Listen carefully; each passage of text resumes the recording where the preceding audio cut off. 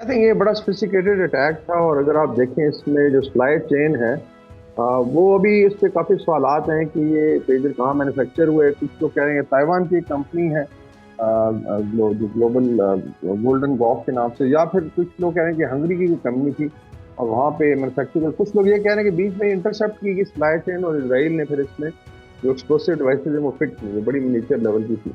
तो एक तो ये है कि उसमें सप्लाई चेन को लेट से डिसरप्ट करना, इसकी अपनी इम्प्लीकेशन है जो बाद में हम डिस्कस करेंगे कि ग्लोबल इम्पैक्ट क्या होगा। लेकिन ये है कि उन्होंने एक इंटरवेंशन की है। फिर आ जाता है कि ये डिवाइसेज जब हिजबुल्लाह के पास डिस्ट्रीब्यूट हुई, और उसकी भी रीज़न थी बिकॉज हिजबुल्लाह ने कुछ अर्सा पहले कहा था जी कि आपके मोबाइल फ़ोन जो है ट्रेस हो रहे हैं और इसराइली पे ड्रोन स्ट्राइक्स उससे आती हैं होम करके, तो आप इसको अवॉइड करें। तो इसका मतलब है कि जो इनसाइडर इन्फॉर्मेशन थी हिजबुल्लाह की वो भी इनके पास थी कि ये लोग अभी पुरानी टेक्नोलॉजी पे जाने जा रहे हैं, और उसमें फिर इन्होंने इंटरवीन किया। फिर आ जाता है कि जो कोड होता है पेजेस का, आपको पता होगा 1-to-1 कॉरेस्पॉन्डेंस होती है, अनलाइक मोबाइल फोन। सादर से एक लव सेंटर जहाँ से मैसेज जाता है, तो वो भी शायद कॉम्प्रोमाइज था। इसी तरीके से इस्माइल हनिया की शहादत देखें, बिल्कुल तेहरान में, ईरानियन कैपिटल में, वहाँ भी सुना है कि कॉम्प्रोमाइज था, इनसाइडर था जिसने एक सोशल डिवाइस रखी और वो रिमोट से तो ब्लास्ट किया गया। तो आई थिंक ये 3-4 चीज़ें बड़ी इंपॉर्टेंट हैं कि इनकी ह्यूमन इंटेलिजेंस भी बड़ी तेज़ है। और दूसरा हिजबुल्लाह को देखना चाहिए कि उनके कौन से लोग हैं जो अंदर लेट से इनको रिफॉर्म कर रहे थे। अभी भी आई थिंक आज की खबर है, उनके जो एक सीनियर कमांडर हैं वो अभी एरियल स्ट्राइक्स में मारे गए हैं। और जाहिर कह रहे हैं कि हमें इनसाइडर इन्फॉर्मेशन थी कौन से घर में हैं। तो हर लिहाज से एक सोफिस्टिकेटेड ऑपरेशन है। लेकिन एक नए आई थिंक वॉरफेयर की बुनियाद तो है, लेकिन इसके बहुत ज़्यादा इम्प्लीकेशन आएंगे। टेक्नोलॉजी की प्रोलिफरेशन पे बहुत ज़्यादा इम्पैक्ट आएगा जो आई थिंक डिस्कस करना चाहिए कि सप्लाई चेन कैसे डिस्टर्ब होगी दुनिया में। सर, माहिरीन कहते हैं कि लेबनान में ये पेजर धमाके डेटोनेटर ब्लास्ट की तरह थे जिनकी मदद से खास जंगजुओं को निशाना बनाया गया। आप मुस्तकबिल करीब में इसके क्या मुज़म्मरात देख रहे हैं? क्या मुल्कों के दरमियान जंगों की हिकमत अमली पर भी असर पड़ेगा? अगर देखा जाए तो अभी आप 5th जनरेशन वॉरफेयर में हैं। और जिस तरह आप पहले हम डिस्कस करते रहे हैं कि अभी वॉरफेयर जो है वो बेसिकली उसकी जो बाउंड्रीज थी सिविल और मिलिट्री की, वो एक तो मर्ज हो गई। पता नहीं चल रहा कि कौन सी टेक्नोलॉजी जो है वो किस तरह इस्तेमाल होगी। फॉर इंस्टेंस अगर कम्युनिकेशन डिवाइसेज हैं, अगर पेजेस में हुआ है, फिर कुछ रिपोर्ट्स हैं कि कुछ जो वॉकी टॉकी उसमें हुआ है, फिर कुछ रूमर्स थे कि शायद गाड़ियों की बैटरियों में भी हुए हैं। We are not very sure.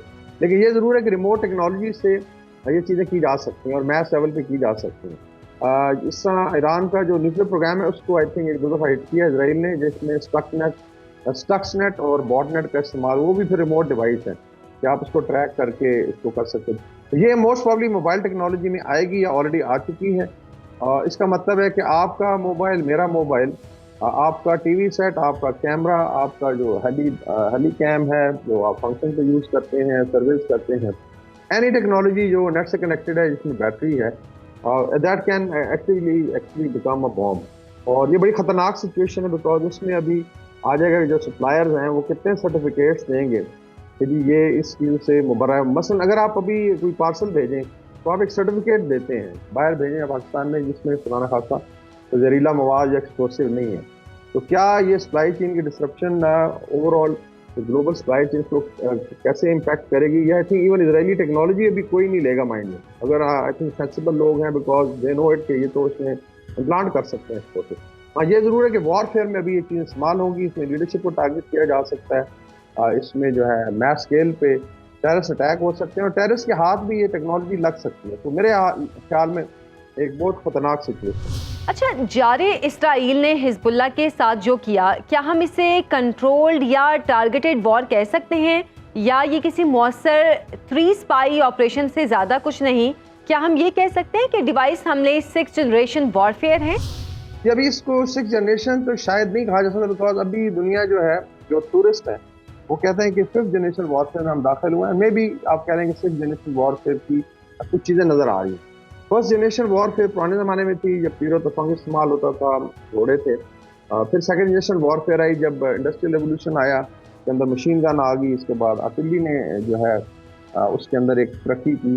फिर थर्ड जनरेशन वॉरफेयर में टैंक और एयरक्राफ्ट आ गए। फोर्थ जनरेशन वॉरफेयर आई जब सिविलियन और फौज का दोबारा एक आप कह लें कि वॉरफेयर में, जैसे आपने देखा लिबिया में हुआ या सीरिया में हुआ, कि सिविल वॉर की सिचुएशन भी है, लड़ाई भी। अभी इवन रशिया यूक्रेन वॉर भी आप कह सकते हैं कुछ कदोखाल 4th generation. Fifth generation war mainly disruptive technologies पे बेस्ड है, और अगर मैं इसमें इसकी डेफिनेशन पढ़ दूं कि बेसिकली ये नॉन काइनेटिक मिलिट्री एक्शन है और social engineering, miss information, cyber attacks और जो मर्जिंग टेक्नोलॉजी को इस्तेमाल किया जाएगी। जिस अभी आपने देखा है कि टेक्निकली तो ये पेजर एक सिविल टेक्नोलॉजी है, कम्युनिकेशन के लिए इस्तेमाल होता है, लेकिन इसको वॉरफेयर के टूल के तौर पे इस्तेमाल किया गया। तो एक तो इस लिहाज से फिर इसके अंदर ये भी है कि जो आपने कलर रेवोल्यूशन देखे हैं यूक्रेन में, आपने मिस्र में देखा है क्या फोटो, अरब स्प्रिंग है, even I would say Bangladesh में जो स्टूडेंट रिवोल्ट है, this is part of this new phenomena कि जिसके अंदर आप सोशली मैस अपील भी कर सकते हैं, पॉजिटिव भी हो सकती है, नेगेटिव भी हो सकती है। और पाकिस्तान में भी आपको पता होगा कि इसकी बड़ी एफर्ट हो रही है। लोग मजाक करते हैं ये फिफ्थ जनरेशन वॉरफेयर या हाइब्रिड वॉरफेयर की आप क्यों बात करते हैं, इस पर लिटरली थाउजेंड्स ऑफ बुक्स लिखी गई हैं और लाखों आर्टिकल आप जाके भी देख लें।